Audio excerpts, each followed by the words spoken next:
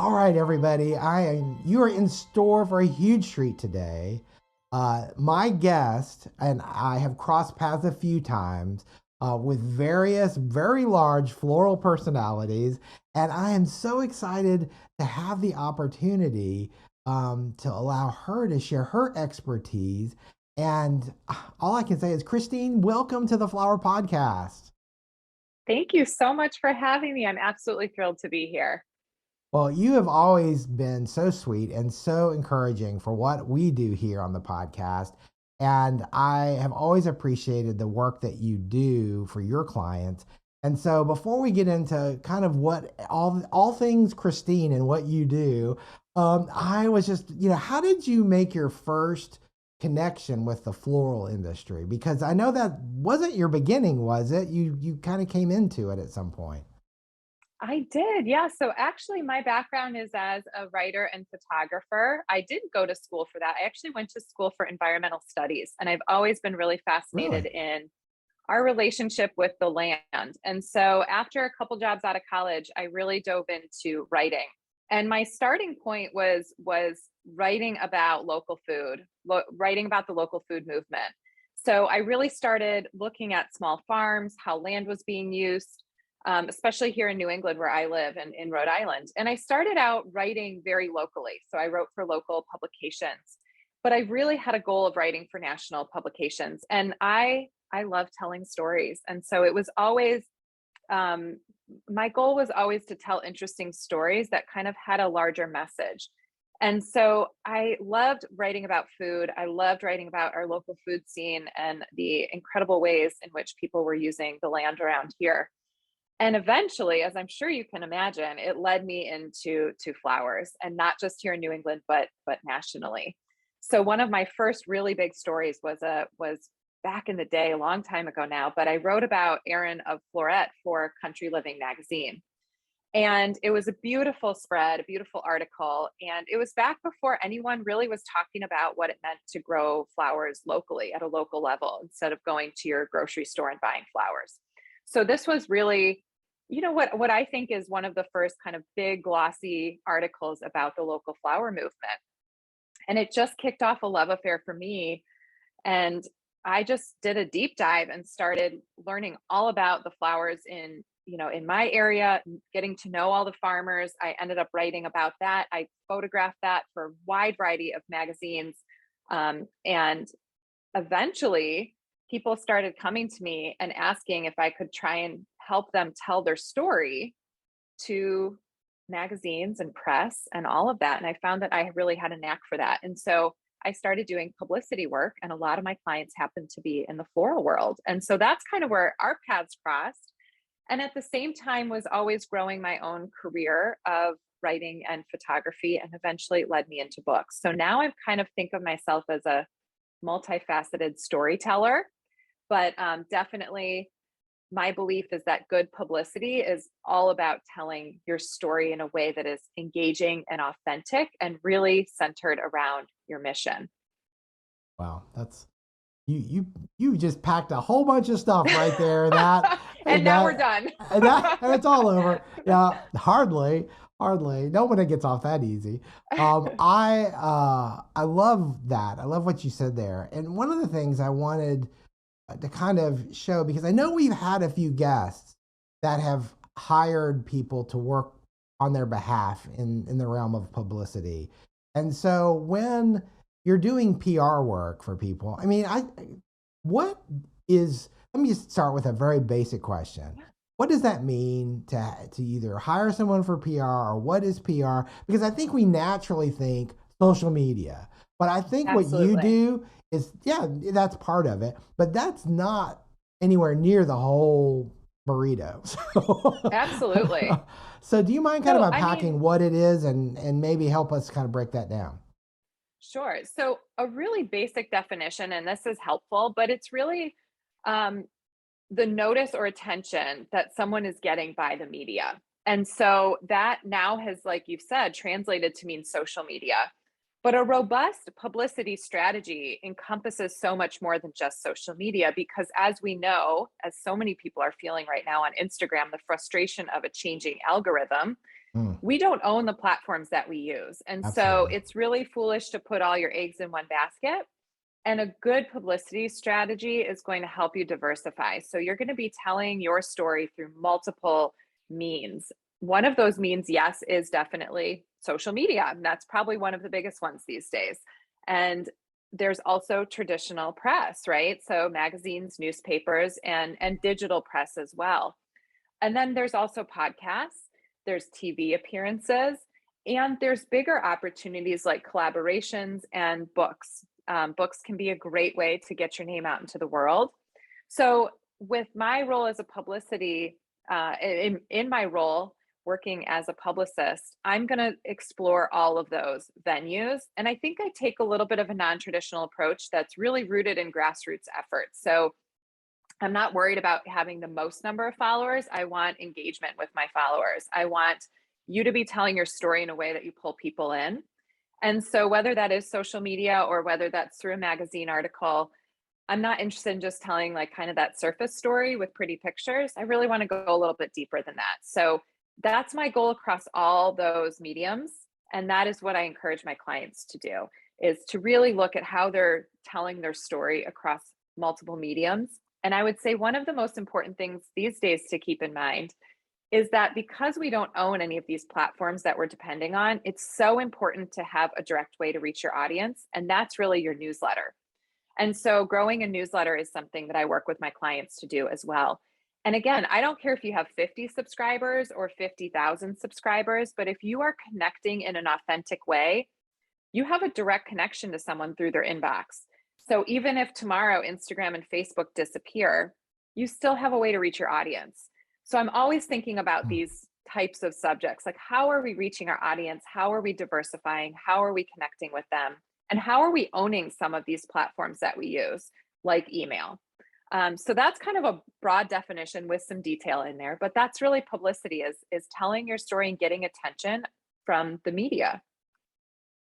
Wow. And it's so funny you all those things you mentioned, you think it's so hard to break into some of those, like into a magazine. I mean, I used to when I lived in Atlanta, we would get people all the time that's like, how do I get published? How do I and they'd ask me because I had a relationship with a magazine.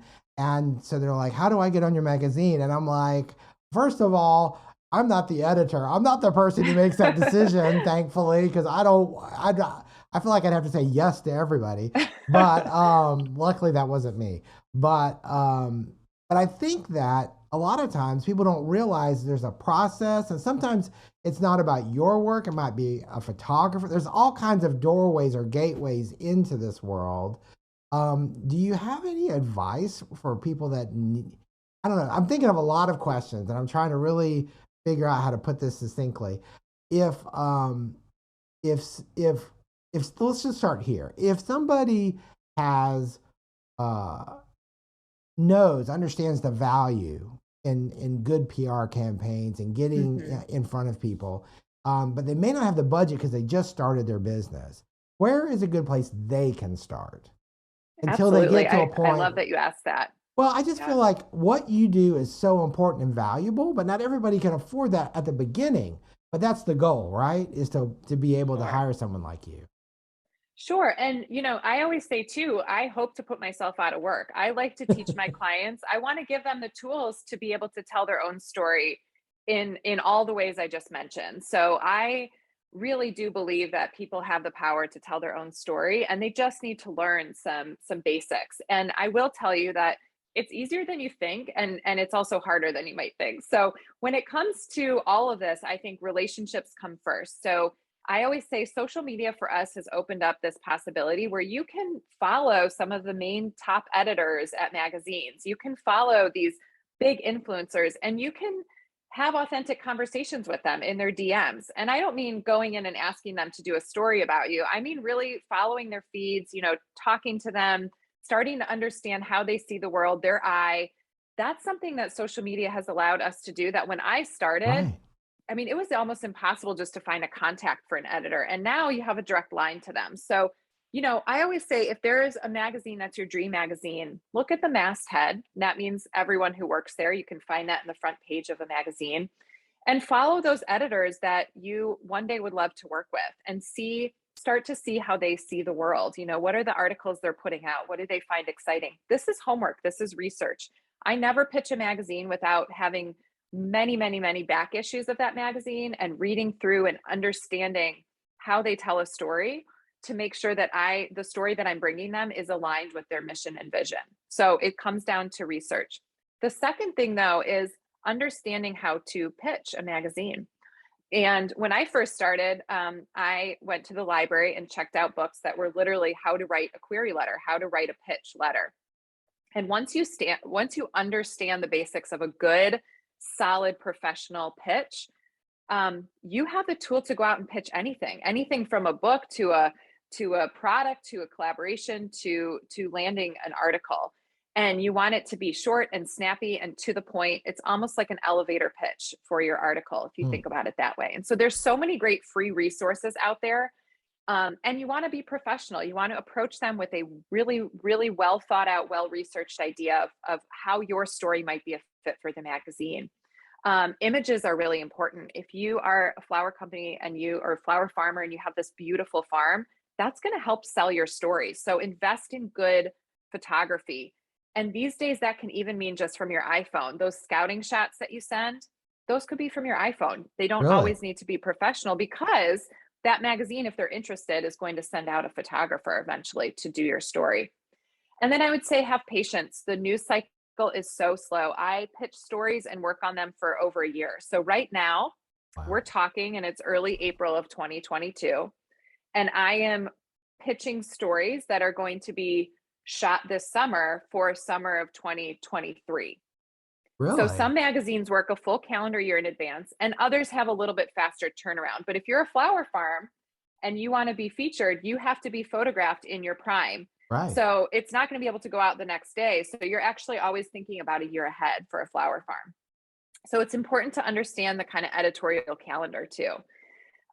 Newspapers work a lot faster, obviously, but print magazines are the slowest, because again, you have to shoot in season and then wait a whole year for that season to come back and to have that come out again. So I have a really, really exciting article coming out in the May issue of Martha Stewart Living that is floral related. And that will be out probably by the time this podcast comes out. And I started working on that I think I pitched it back in the winter of 2021.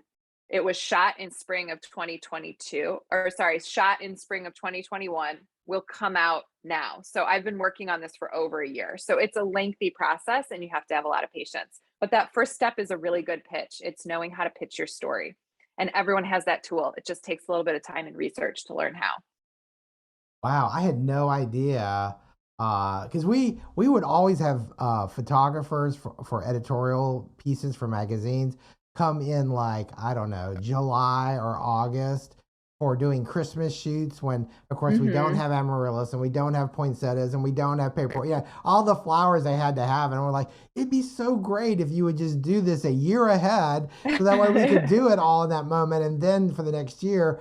But that didn't always happen. And but hearing what you just described makes so much sense. But yet, Yeah. how do you sit on some beautiful, wonderful article for a year? I know it takes a lot of patience. And I will say interiors and food are different. So you can have a Thanksgiving shoot in July, right? You can make that happen in a studio, but you can't fake spring on a flower farm. No. You can't do it. You can't, wire flowers into place. So you really have to shoot a flower farm in season. And so for all my floral clients, we're pitching a year ahead, and it is really hard. And sometimes interior. I just had a client, we did a big Christmas shoot in this past December, and it will come out this coming December. So it takes a lot of patience, and you can't talk about it. So it also takes, you really have to zip your lips and wait for that story to come out. So that's hard too. It would be really impossible for me, I think, because I get so excited about something, right? And I'm like, oh my gosh, and you just want to go talking about it. But you're right. It sort of undermines the wow factor a little bit when you do. Well, that. And it's fun because everything's so instant gratification these days. Like you can take your picture and upload it to social media. There's something really fun about knowing this project's coming and it's out there and it's going to be so beautiful, but it's not here yet. So, I mean, there's something still I'm still such a lover of print and paper and magazines and books. I think there's such immense value there, and I hope we don't lose that. So I love that element of build up and surprise, and I think it's a great antithesis to that instant gratification of social media. Sure. Well, one thing you've mentioned several times now about storytelling and telling the story. And from a PR or advertising standpoint, what are some good points or characteristics of telling a good story that connects with your customer or the public or people in general?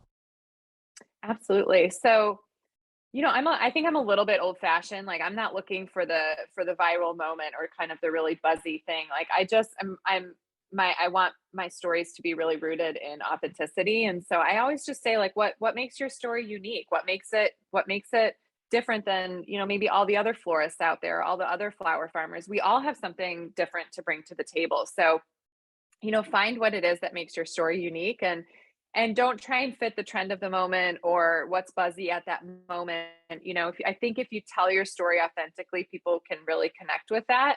And at the same time, have fun with it. I mean, I think social media has given us this way where, you can be fun, you can be a little bit looser, and you can, engage your audience in a way that does feel kind of less it doesn't always have to be super polished, right? Like it Sure. doesn't always have to be. But there's a time for being polished, and that time would be when you do want to kind of pitch like a traditional outlet, press, a traditional print press, or newspapers.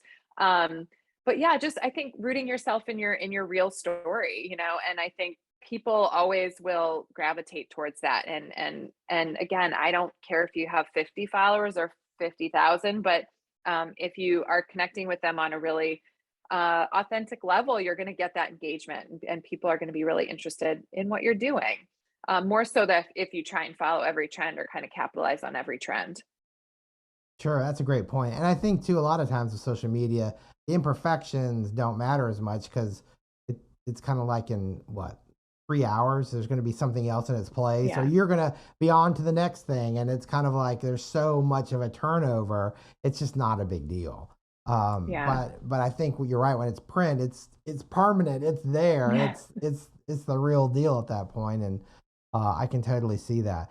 I know sometimes people feel like they look at someone, you know, some big farmer that has a ton of followers, or things like that, and or floral business, wedding business that has a ton of followers, and they think, okay, my story can never compare to their story because I'm just starting out. I don't have any, dramatic thing that's happened. And sometimes I feel like they trivialize their story, Hmm. and or try to diminish it themselves when they don't realize that people just want to connect. And I don't know if you have anything to say to that or any comments or encouragement for that. Yeah. I mean, I'll be honest, like I can't be completely Pollyanna about this. Like it is really noisy out there these days, and it is Sure. hard. It's really hard to break through, right? I mean, you know, 10 years ago, like I said, we were just starting to kind of talk about local flowers, and they were starting to be breaking through in print stories. And now, right, it's everywhere. It's completely saturated. So I understand that feeling. I feel that myself sometimes on social media. I mean, it's kind of what's the point? Like everyone, it's so crowded and noisy, but there's always space for new people and new ideas, and I think that is one of the beautiful things about social media is there's no gatekeepers. Anyone can start and anyone can build a following. But I think it's harder to get followers these days. I think it's harder to get traction. I absolutely think that's true, and I would understand if people have frustration around that. But I think it's also important to remember that you might not do anything that's kind of new and interesting your first year or your second year. And that was the case with some of these big flower farms that we all know now. Like their first couple of years, they were struggling and they weren't doing anything noteworthy or worthy of being in a 10-page Sure. spread in a major magazine, right? And so you're looking at their decade mark and wanting to compare your first year mark to them. So I think it's really important to understand kind of where you are on that journey. Even for me, people are like, I want to pitch a national magazine. Well, start local, start with your local paper And you know what? If you're a local flower farm, that might be more impactful for your sales than the biggest magazine in the country, because people can come to you, buy your product, and invest in the story that you're telling. So, there is this desire to go big right away, but don't overlook the power of your local free paper, that they give out on every street corner, or your edible. There's national edible magazines that love to tell stories, or your national, your town's newspaper.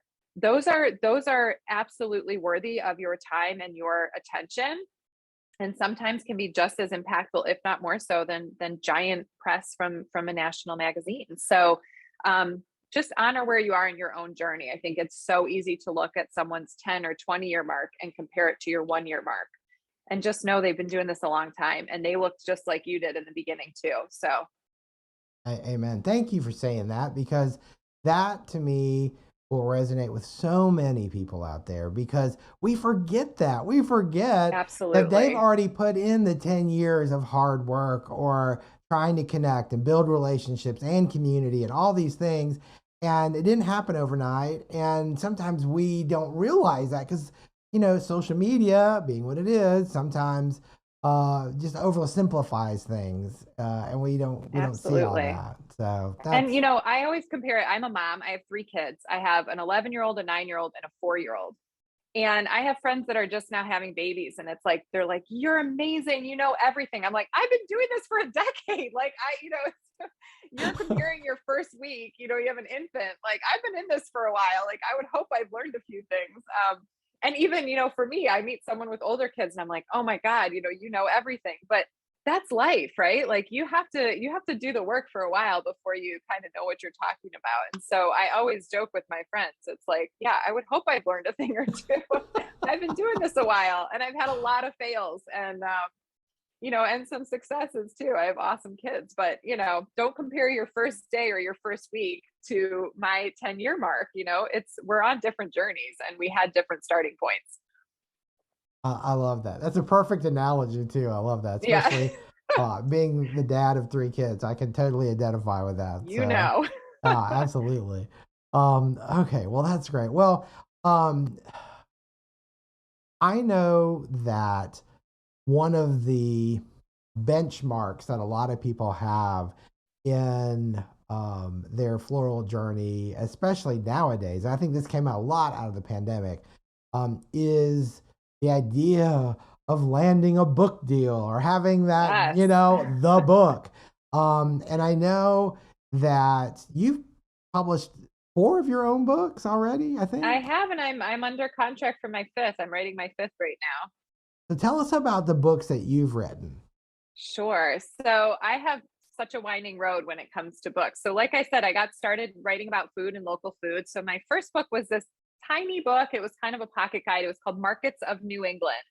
And I drove around New England, and went to artisan and farmers markets and wrote a guide and photographed a guide. And it was like this little hit in New England. Like, it did really well and people loved it. This was kind of when, again, like, people weren't talking about this as much. This was now 12 years ago that book came out. So, that led me down the food road. Like, I was definitely writing about food, and I did 2 cookbooks. My first came out when I had a little kids, and it was called Little Bites, and it was all about healthy, homemade, nutritious snacks that were packable and easy to go. That was super fun. It was all seasonal, so that was a great book. And then I Love wrote that. my second book, which was all desserts. It was called Icy, Creamy, Healthy, Sweet. And they were all free from refined sugar, using local ingredients, like, super fun. Again, it was so funny because, like, now that's everywhere. But when I wrote the book, like, this was kind of when people were just starting to talk about almond milk, and, like, people were just starting to talk about, like, paleo and vegan, like, all these things were becoming more mainstream. I loved those books, but my heart was always in my fourth book. That was the book I always wanted to write. And that's called Patterns of India. And my husband is Indian. We've been traveling there since we were married. We're coming up on 14, maybe 15 years. I don't know, but it's been a while. I understand. And we used to go to India once a year. When our kids were born, we went about every other year, and we'd spend, 2 weeks to a month there a year. And I would photograph, because it's such a vibrant and beautiful country. And I always thought that someday when I have kind of the knowledge, the background, the cultural understanding, like I'd love to put this together into some kind of photo essay, or I didn't know what it was going to be. But it did eventually grow into a book. And that book, I would say, changed the trajectory of my career. It came out in March of 2020, which was crushing because the pandemic hit at that same time. And it was just a really scary time in the world. Like all events were canceled. I had no idea like what all my career felt like it was leading up to this book. And then the pandemic hit. And I was just like, I don't really know what this means for, obviously felt Right. horrible for what was going on in the world, and also just didn't know what it meant personally for my career. And then something really crazy happened is that because people, once they got over buying, like cans of beans and toilet paper, they decided they needed something at home that would kind of fill their time. And books had a moment, and they're still having a moment. And books are selling better right now than probably, I don't know, ever before. I know that's not an official statistic, but you can see a rise in sales of cookbooks, lifestyle books. And my book ended up doing really, really well. It's in its fifth or sixth printing now. And it's just been a response I never could have imagined, and opened doors that I never could have imagined. So it's so special to me. It's a lot about my husband's family and his journey, and it's focused on Rajasthan and the beauty of the patterns and architecture. And there's actually a lot of floral pictures in there as well. And that then led to my next book, which is Patterns of Portugal.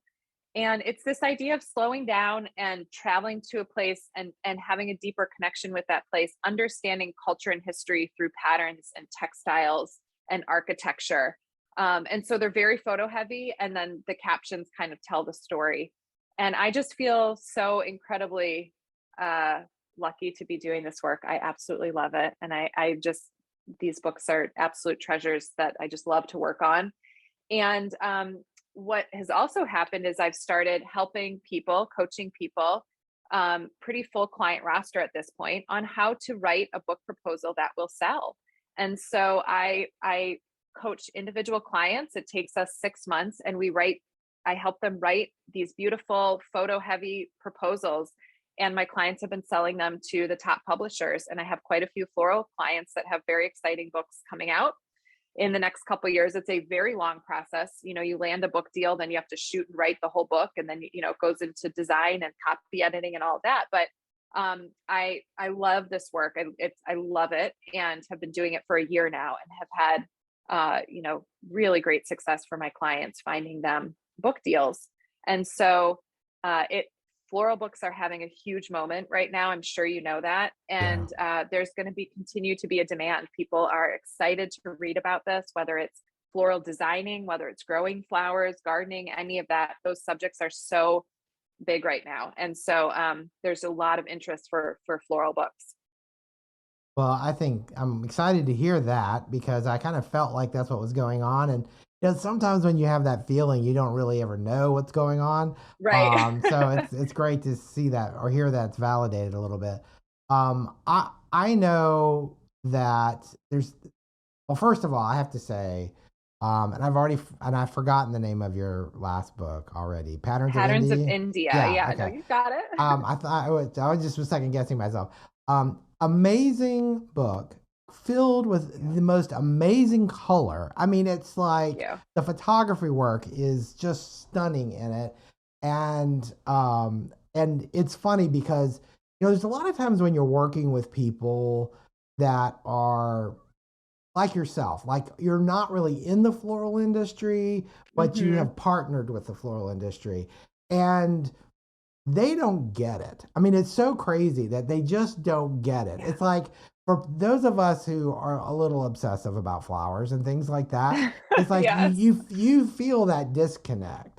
But when you come out with a book like that, which is not floral centric, but Hmm. the colors, the imagery, it's like no wonder you are so good at helping us tell stories about our industry because you get that connection. I mean, I feel like you really do.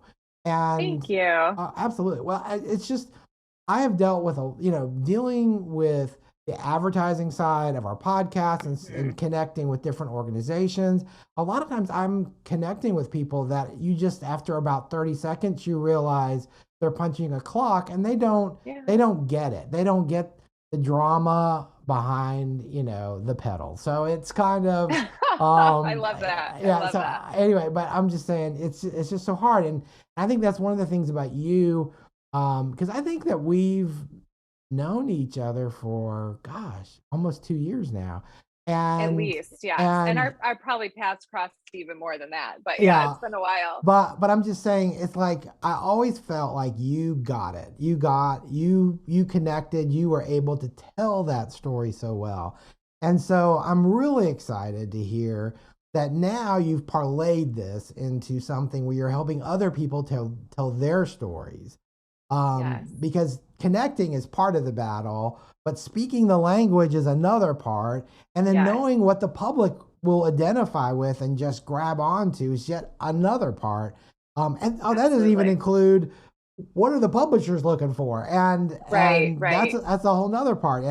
And you just got that whole package just wound up there. So Well, I'm and I think thrilled. that so much of my work is about demystifying all of this for people and making it approachable because again, I want to put myself out of a job. Like if I'm your publicist, I want to teach you the tools so that you can do it yourself. If you're an author, I want to teach you how to work in this industry. And I want to help you avoid the mistakes that I made, right?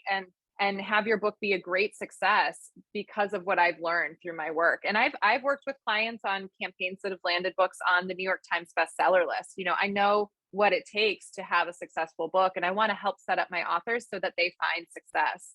And again, it's about demystifying these like you said, everyone wants to do a book and it's like behind this curtain, and it's like, let's pull back the curtain and make it accessible for people.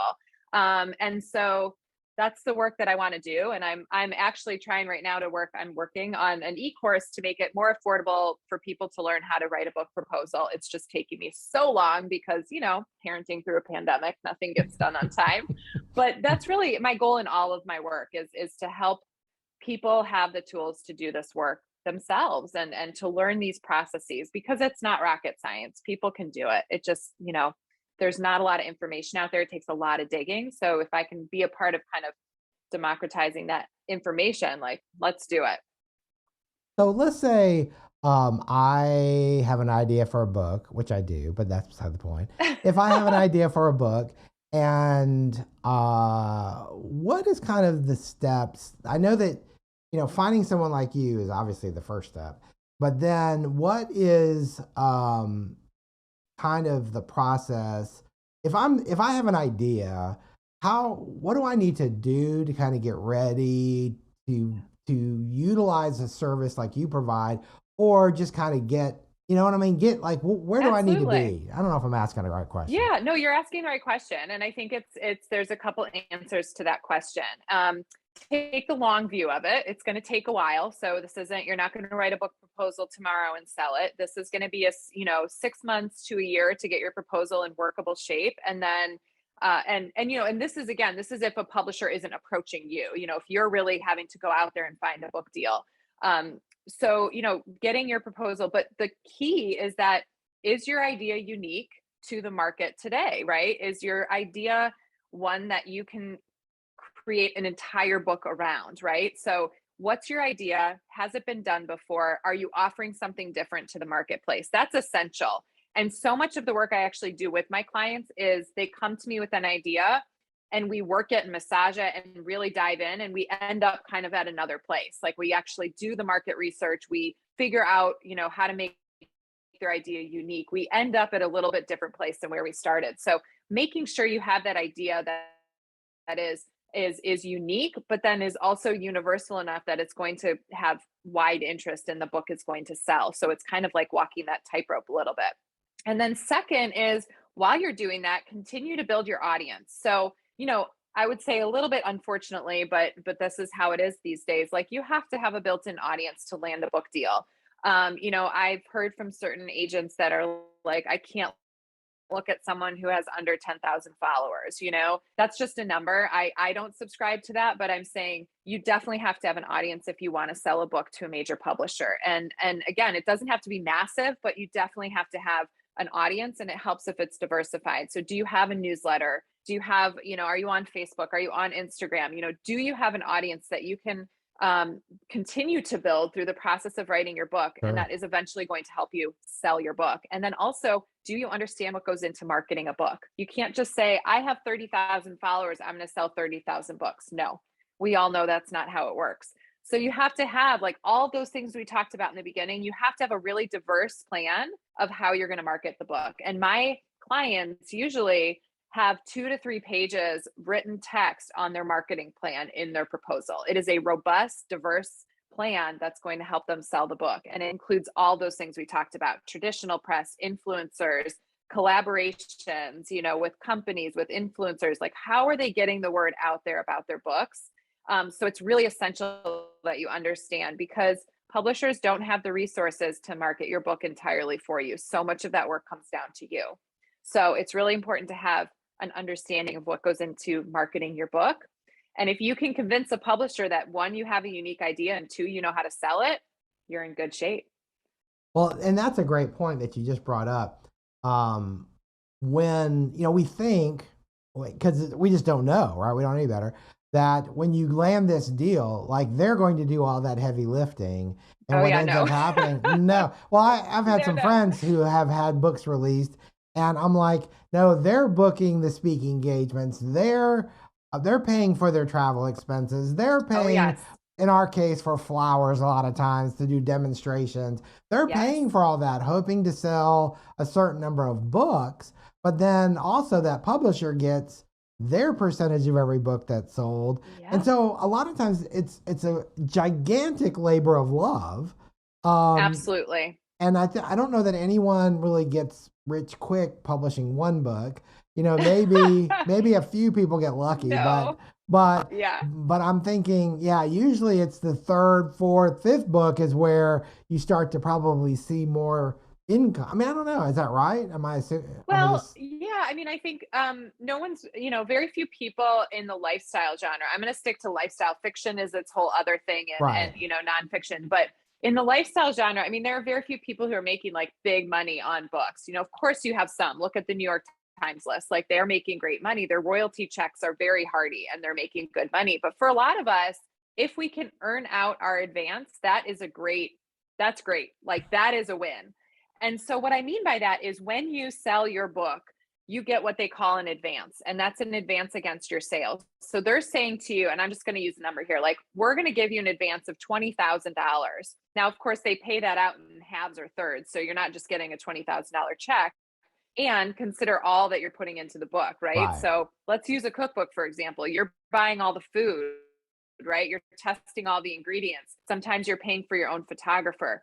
This is not a get rich quick scheme. Like you said, this is a labor of love. And then once that book comes out, you have to sell out your advance. So you have to sell enough books to cover your advance, and then you start earning royalties. So for most authors, I would say, like, I earned out my advance and now I'm getting royalty checks. They're not huge. And for me, I had to pay for travel. We were going to India, like, there were other costs. So again, for me, what I always say about a book is, like, it's a very expensive business card that opens the door to other possibilities. So like Wow. I said, for me, my book Patterns of India opened a door to so many professional opportunities, because it got my foot in the door, right? Writing for magazines that I'd always dreamed of, having this robust client list that I'm doing this work with. Just getting my name out there and getting my name seen. A book is so good for that if you've marketed it well. So a book is very powerful, but it's not necessarily going to be this get rich quick scheme. Sure. Very rarely is Sure. that the case. Um, well, I'm glad you said that because sometimes I feel like, people get tunnel vision where they just obsess about, oh, I got to do this, I got to do this, and not realizing they're putting all this energy into Yeah, something that is the long game. You're playing a very long game exactly. with It's a that. long game. Yeah. Exactly. And hopefully it's going to help in your other areas of business. So hopefully it is going to increase your sales of flowers. It's going to increase your visibility. Maybe you'll get invited to speaker gigs. There's other ways to monetize the attention, but Right. the book itself, that might not be the thing. And it's a massive labor of love. So I always say, don't, people will say, I have to spend 6 months writing a proposal. You have to be so in love with this idea that after 6 months of writing a proposal, you're still in love with the idea, because then you're going to be working on that book for 2 years, right? So this can't just be like a flash in the pan, like, oh, I think I'm going to write a book about this. This has to be a passion and a love and an interest of yours, because this book will dominate part of your life for a good 2-3 years, and then more if you want to keep selling it. So so it is a passion project. It's a labor of love, and it's something you should go into, eyes wide open, kind of knowing all that it's going to take. It's going to ask a lot of you. And people will say that all the time. It's like, the writing this book almost broke me. And then you'll see them write it again. So there's like, it's addicting, people, I love books, but the process is just, it's a lot. It can be exhausting, but the end product is, there's something so magical about having your words on paper. So Yeah, absolutely. Well, I mean, so it was crazy. Was it last year? I'm trying to remember now. Yes, it was spring of last year. We did a podcast interview with Shane Connolly, and we were talking about Constance Spry. Well, through that, obviously, she's not with us anymore. I'm trying to find books that have images of some of her work that was okay for me to share. And you go through this, and I'm like, wow, what a incredible historical account of flowers, because we don't often think of florals in a historical context. absolutely. What were flowers like 100 years ago, 50 years ago, or what have you. And but from a historical standpoint, um I I love the idea of more books in the world, because I mean, I feel Absolutely. like there's so much um there's so much personality, and there's so much I don't know, it tells a lot, about a generation, if you will, Yes. Well, and and the there's a styles. permanency to it, right? So much of what we do now is on a screen. And to me, that there's not that permanency of it. And there's something about a book. It's like, it's sitting there on your shelf, beautiful. It can be there for forever, and that's really special. Like, there's just so few things in life that kind of have that permanency. And I love to think about my books, like maybe someday when I'm gone, like they'll still be out there. And maybe someday someone will be like, I want to do a deep dive on this. And they find your book, and it offers them this like moment in time, this look at this subject in a moment of time. And there's something really incredible about that. Like, I can go on and on. Like, I am a fan of books. I'm surrounded by books. My kids are surrounded by books. Like, we are a book family. And I love that there was this time when they were like, the e-reader is going to replace books. And I Right. always thought, no, they're not, because we are still tactile people. We love the feel Yes. of paper and a beautiful cover, and like linen bound cover. And there are these things that are so beautiful in this tactile way. And to me, books are one of them. When you get a book and you crack it open, it has beautiful photography and paper. You can't replace that on a screen. You just can't. Mm. And it's like it's kind of like this little time capsule that Yes. yeah, I think is really kind of cool. I feel like that's so great when you can take your various interests and pull them all together, and it's like you have all these different projects going on that are so different but yet all connect, of course, with you. And I think that's amazing. Yeah, I think I will say this one thing that the pandemic taught me was to diversify my work. So I think before, I had a tendency to put a lot of my eggs in one basket. I would have one big publicity client. And then all of a sudden, if they go away, they lose their budget for that, or things shift. Like, I'm just left in the lurch. So when the pandemic hit, I just kind of made a promise to myself that I was going to massively diversify my business. I think so Mm. many of us who are entrepreneurs or freelancers did the same, or are Right. trying to do the same right now. That was one of my biggest takeaways from that time. And so now I'm in a position where, when one client phases out, because again, I keep talking about this, my goal is to help clients learn these tools themselves. When one client phases out, I have more coming on, but also it doesn't affect kind of my bottom line, right? Like, I'm a business, so I'm worried about that. And I'm always pretty in a good place with the amount of work I have. I actually these days have more work than I can say yes to, which is a great place to be in. And I know I can always ramp up one of those. I can do more writing and pitching articles if I need to. I can, go kind of find some more client work if I need to. Um, but that diversification has been huge for me, and just for my peace of mind, where again, if the budget falls out for one, I'm going to be okay. And so that, to me was the biggest lesson of the pandemic. It was really hard to learn. It was painful to learn. But I now am in such a better place as an entrepreneur and what I consider myself a small business than I've ever been in the past. And so that's something I feel really good about, and that's something I talk about a lot too, just to my friends and fellow business owners. It's like that diversification is huge. I can imagine. So, how many clients, and I realize the size of the client might vary because or impact this answer, but how many do you try to work with as part of your sort of portfolio? Sure. So I try and be pretty, I want to make sure I have the time to give every single client. So I, at any time, might be working with six to eight on their book proposals. I book out pretty far in advance for that work. So like now I'm booking into July and August. So, I limit the numbers so that I can give them the time and attention that they need. It is labor intensive, and I'm one person. I might have at any time 5 editorial articles that I'm working on. But again, Really? one might take a year to do, right? So, for months and months, I won't do anything. And then all of a sudden it'll be like go time.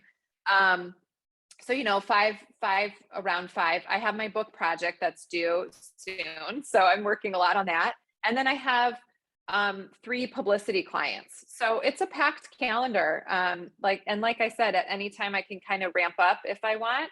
And then I do a lot of day shoots as well. So like if Victoria Magazine, if I pitch something to them or they come to me with an idea, that would be a 1 to 2 day shoot that I would go and do. Right. Um, and again, I also have 3 kids. So I think Wow. I could do more, but I have to be really conscious that my day starts and ends with their school day. They have, more vacations than I will ever understand, and more Fridays and Mondays off than I'll ever know what to do with. But Wow. Yeah. so it's a balance. And I've found that that's how many I can have and still be really effective for all my clients. So these days I will, say no, or kind of, I have, like I said, I am booking out several months in advance so that I can give everyone the attention and time that they deserve.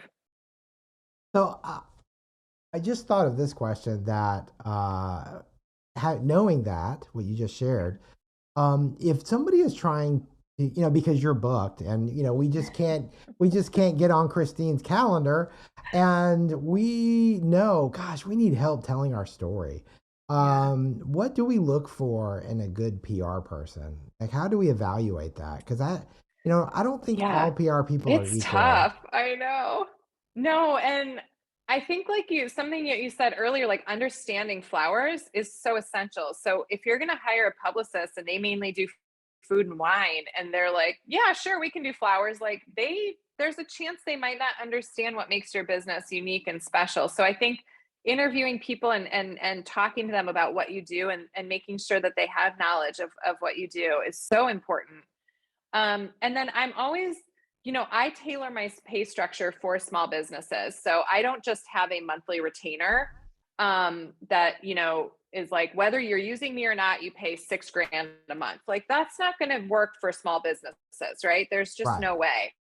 And so, having a tailored fee structure that works for small businesses is something that I think if you can find a publicist that works that way is really great. Now, I'm not talking hourly. I'm saying more like I just need you to help me pitch traditional press. Let's say someone comes to me just for that and they say, "But I can handle social media. I'm doing my own newsletter. I just need help in this one area." Then I can tailor my price package, where I think sometimes if you go with a PR firm, they just have a monthly retainer, and whether you need all those services or not, you're going to get billed for all those services. So I kind of like to offer a personalized menu that people can say, you know what, this is really what I need, but I don't so much need this. And I think that helps make it more affordable for them. I don't know, to be totally honest, and this isn't me trying to, promote myself, but I don't know a lot of other people doing it in the flower world. I think this is it's a niche and it's a relatively new phenomenon that a flower farm would need a publicist. So,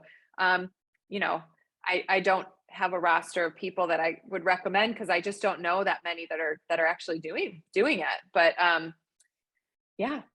Yeah, no, that's a great answer because I feel like sometimes we need permission to be able just to ask the questions. Yes. and see, okay, do they really get me? Do they really get what I do? Are they just, is it all smoke and mirrors, or, there's got to be some ways of communicating that you really understand. They know the language and they get the people. So, I'm glad you shared that. Thank you. Well, Well, and I think, yeah, that absolutely is the same in terms of an agent too. If you end up doing a book, and this is like a whole other conversation, but asking those questions and advocating for yourself. I think some people are so excited just to get an agent interested that they forget to ask, like, what are you going to be doing for me? Like, what can you help me with? How can you help promote my career? My agent has gotten me licensing deals. I do puzzles now, which are actually fabulous. I can license my photographs for puzzles. Um, she's always looking for ways to promote my career, to get me new opportunities. Like, she is doing that for me. And I think that conversation is really important to have. So anytime you work with someone in a professional capacity, it's, don't just feel like you're lucky to be having the conversation. Like, ask those questions. How are they going to be working for you? Because someone who's good at what they do is going to be excited and happy to answer those questions for you, whether that's a publicist or an agent or a publisher. They should be excited to answer that question. so you just you just said something. Okay, so there's the publicist, and I'm going to show my ignorance here. There's the No worries. publicist. There's someone like you coaching people on how to write the proposal and get the package ready. And then there's an agent in between. Is this kind of like is this like a talent man, or like somebody an actor would use? Is that kind of what this is too? Or, A little uh, bit. So yeah. So first of all, you don't need to use someone like me. You can also just learn how to write a proposal and do it yourself, obviously. So you don't, for me, you are going to pay me for my services. However, an agent, you are not. So an agent gets paid when you get paid. They usually take 15% of everything that you make. So, but an agent is the person that's going to help you get the book deal. They are your agent to connect to a publisher. They're the one with all the publisher relations. And you want to find an agent that is knowledgeable about your subject matter. And here's the trick to do that. Here's one little tip and trick. If you look in the back of the books, most people in their acknowledgments will thank their agent. So take a look at all your favorite flower books and see who's the agent on a lot of those, because that person knows the flower world. They've agented flower books, and they're going great. to know how to get you to the right publisher. So that's a little trick. Yeah, that's a great idea. Well, Yeah. Christine, we always like to ask that last question of advice, and whether you've got a piece of advice for our listeners, or maybe a piece of advice someone's given you that's meant a lot. Oh goodness, no pressure there, huh? Um, I mean, I keep coming back to the word authentic, and I think that's just I've tried to build my career around that. And so for me, whether it's storytelling, whether you're writing a book, doing publicity, anything, be authentically you. You know, take pride in your story, take pride in sharing your story. I think that's where we find real connection. And I think it's lacking in so many areas these days. But if you show up as your true self, I think that's when the best connections happen. And and that's kind of where I'm trying to really, that's the place I'm trying to move from these days. I love that. Thank you so much. Thank you, Christine, for being on the Flower Podcast. Thank you so much for having me. It was such an honor.